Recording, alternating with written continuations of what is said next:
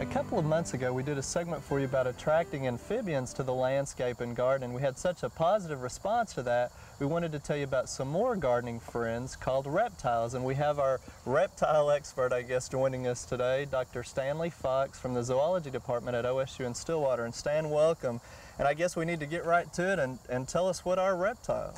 Okay, Steve. Well, reptiles are vertebrates just like amphibians, but instead of a delicate, moist skin, they have a dry, scaly skin, and they consist of turtles, snakes, lizards, and alligators and crocodiles. Okay, well, you've got a turtle there. Why don't you tell us about turtles? Yeah, I brought a lot of animals here today, and let's start with this turtle. This is an aquatic turtle, so it'll be found in ponds, in rivers, reservoirs, but it often is basks out in the sunlight at the edge of ponds, often one on top of another for the favorite basking site. Now, this is a map turtle. A map turtle. Now, it's not uncommon for us to get little turtles in our water garden. Is that a good thing in a landscape? I think it is, because it's part of the natural environment, and they complement the food chain. They're part of the food chain. Okay. Now, you have another turtle, I guess. Yeah, this is an aquatic turtle, a map turtle.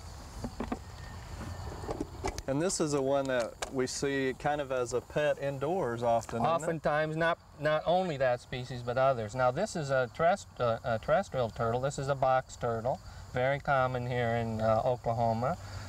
This is an ornate box turtle, and it's found in the terrestrial environment. So it's apt to be crossing roads, crossing through your yard. Well, what about when we find one crossing the road? Is it okay to pick that up and bring it and introduce it into our landscape? I think it would be, as long as you've got a good habitat for it, and as long as you don't move too far from where you found it, because you don't want to mix the genes from one section of the state to another. Now, for a habitat with a turtle like that, I guess what, rocks stacked up in the landscape, maybe? Yeah, this is such a cosmopolitan turtle that it's going to be found in all sorts of habitat. It doesn't bask like the other turtles, so it's usually on the move, searching for mates or for food. Okay, now it's going to eat a lot of insects in the landscape too, isn't it? This is an omnivore like all turtles, so that they both eat insects and the like, as well as some vegetation. Okay, well, while you're getting, I guess let's go to the lizards now. We actually showed a habitat not too long ago too, where some people had put rocks in and tried to keep the turtles in there, and I think they were having a little bit of success in it. But turtles would probably be easier to keep in the landscape than lizards, wouldn't they? Or perhaps maybe not. So, but lizards, because they're so much smaller, require a lot less space. Right. And here I brought a couple of species of a common lizard. This is a fence lizard. And I have a female here and a male, although this is a small male. These animals are often found on basking on log piles, on stacked up lumber, on rock piles. Okay, and so you could simulate the same thing in your landscape. Now, what do they feed on? And they feed on insects. Insects so as they well. are big insect eaters. The males are real colorful down below. This is a juvenile, so it doesn't have too much blue color, but that's used to attract the mates. Okay. Well, what else have you got? I know we have a state wildflower and we have state trees. You have even brought a state lizard, I understand. That's right. And what is our state lizard? Well, it's actually the state reptile, which happens to be a lizard. Okay. And I was happy that I had one available. This is the collared lizard, or often called the mountain boomer. So it's not going to really be found in all of Oklahoma, is it?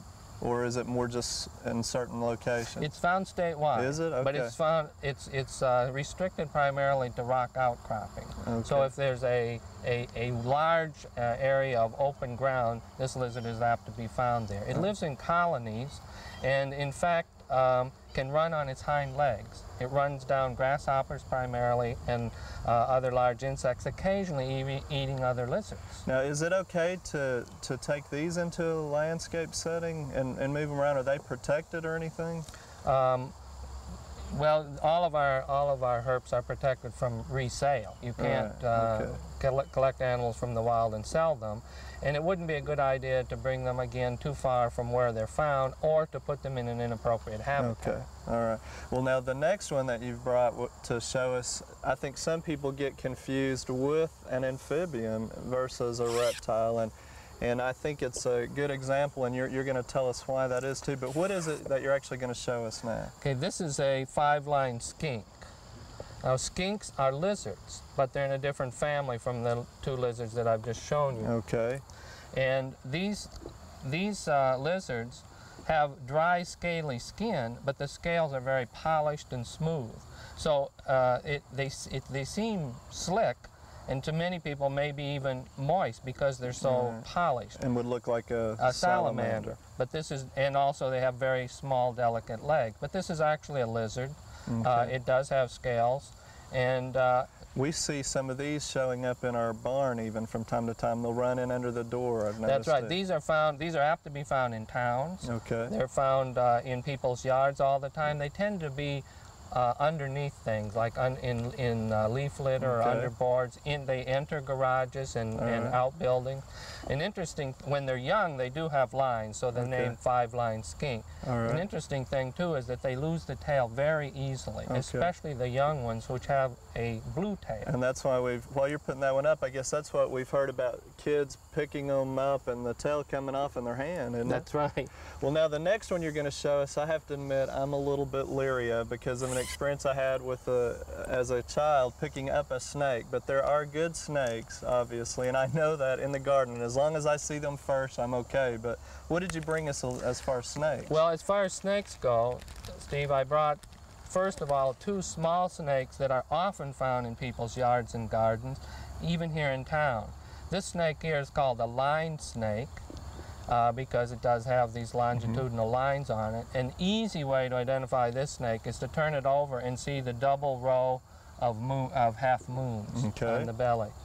This snake is found in gardens, in compost, in litter, underneath debris, underneath things in your yard, and it mainly eats earthworms. Okay. Although it will also eat termites, so it is in fact very beneficial for the homeowner. I guess so. Now, what about the next one here? A brown snake. Is that a pretty common one as well? The brown snake is also real common in the urban landscape, as well as in rural areas. Well, what would a brown snake eat? A brown snake also eats earthworms, slugs, snails, and insects. Okay. Do any of these snakes eat grasshoppers? Yes, in fact, one of the snakes that I'm going to show in a second. Okay. Well, we've had a lot of grasshopper problems. So this is a brown snake? Yes, this is a small brown snake. Now, both these snakes that I've just shown you don't reach very large size. This one could get double this size, but no larger. Okay. Now, obviously, Stan, we need to talk about poisonous snakes, and we're not going to pull those out right now. They'll see them as B-roll, but they're a little bit more difficult to handle, and he's actually brought some. But talk to us, Stan, about how to identify a poisonous snake. Okay. All of the venomous snakes in Oklahoma are pit vipers, meaning that they have a heat-sensing pit, which is seen between the eye and the nostril. But that doesn't help very much at far distances. The best way to tell a venomous snake from a non-venomous snake is the shape of the head. The head of all the venomous snakes is large, flattened, and diamond-shaped, so that there's a large head and then a skinny neck. The other snakes, the head and neck sort of run together in a streamlined fashion. Now, you brought one that we're going to show them. What is this particular? Yeah, I brought probably the most commonly encountered venomous snake in Oklahoma, especially in central Oklahoma, the copperhead. Okay. Is there other names for the copperhead? I mean, like we hear about water moccasin and those kinds of things. Are they interchangeable, or are those different snakes? Now, the water moccasin is a different species. Okay, so it is related to the copperhead. Now, what are some other ones that you brought that some people, I guess, mistake for the copperhead? That's true. Now, I also brought a rat snake, a Great Plains rat snake, and a milk snake. They're confused with the copperhead because they have bands on them. They have markings just like the copperhead. In some cases, coppery colored or reddish colored. So the color is going to be the same, but that difference would be the head again. That's right. What about as far as if someone should find one that's dead or something and they look in their mouth? Is there a way to tell inside by looking at their their fangs or anything like that? Well, of course, only the venomous snakes Right. do have fangs, large front teeth that inject the venom. Okay. Well, now, Stan, obviously we've been encouraging people to attract reptiles to their landscape with certain habitats because they feed on insects.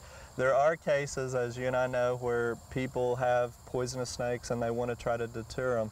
And I was telling you about a product that's been out on the market just a couple of years called Snake Away, and we were looking at the active ingredient, naphthalene, and we were commenting that's probably one of the home remedies we've heard about, using mothballs. Mothballs, right. But we'd encourage people not to really use mothballs because that's not labeled for it, where this product is. But supposedly it's a granular formulation that you can sprinkle out and deter them or run them off and then make another banding and barrier. We've neither one tried it, so we don't really know how it works, but it is a new product that some people might want to check out. So in that case, if they want to deter it, maybe there's help there. Now, Stan, for the people who are really interested, you brought a lot of good books for us that we won't have time to show, but I mean the selection is really out there, and there's some even adapted just for Oklahoma. Yeah, there's some more technical and less technical, and something for every viewer. Well, we appreciate you coming and helping us out here again. I think it'll help us better understand to not always get that hoe out and chase everything off, because there's a lot of beneficial things as well for the garden and landscape. Thanks again, Thank Stan. you very much.